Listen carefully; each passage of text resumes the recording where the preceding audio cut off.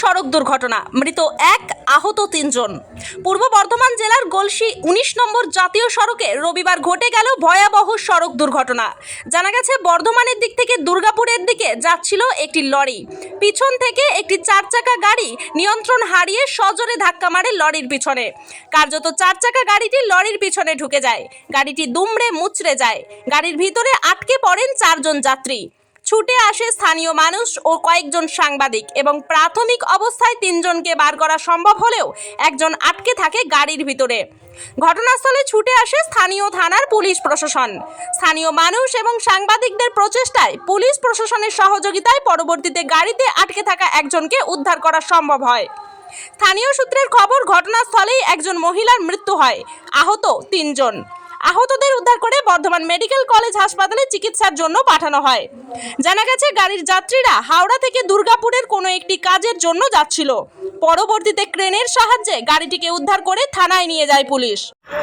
দাদা কিভাবে হয়েছে সেটা তো ধরুন বলতে পারবো না, কিন্তু আমি বাইক নিয়ে আসছিলাম পেছনে, হঠাৎ থেকে এই গাড়িটা আসছে, গাড়িটা পেছনের সঙ্গে সঙ্গে এই গাড়িটাও আসছে। তো আমি এসে এখানে যখন বাইকটা দাঁড় করালাম তখন অলরেডি এই গাড়ি দাঁড়িয়ে গেছে।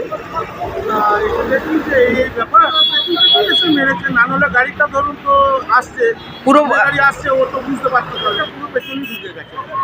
ভেতরে 4 জন মতন রয়েছে দেখলাম, আমরা তো গাড়ির ভেতর থেকে তো পাস করা ছিল, দেখতে পাইনি। 4 জন রয়েছে, তার মধ্যে তো এখন এই মুহূর্তে সবাই এখানকার লোকেরা হেল্প করে গাড়ি কাঠ ভেঙে বার করছে। তাতে করে একজন মারা গেছেন দেখুন, তিনি ভদ্রমহিলা। আর যিনি চালাচ্ছিলেন তেনার অবস্থা খুব শোচনীয়, উনি আপাতত বেঁচে রয়েছেন, ওনার খুবই অবস্থা খারাপ, বার করতে হবে। এটাকে জায়গাটাকে নিয়ে আসলাম,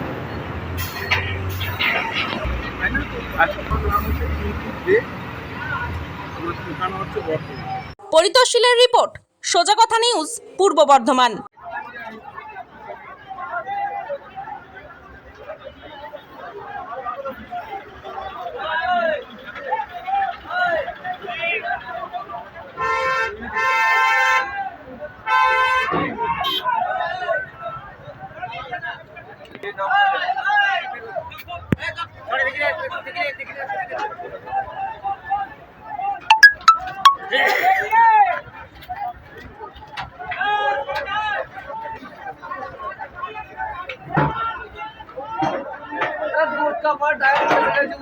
ভয় লাগবে।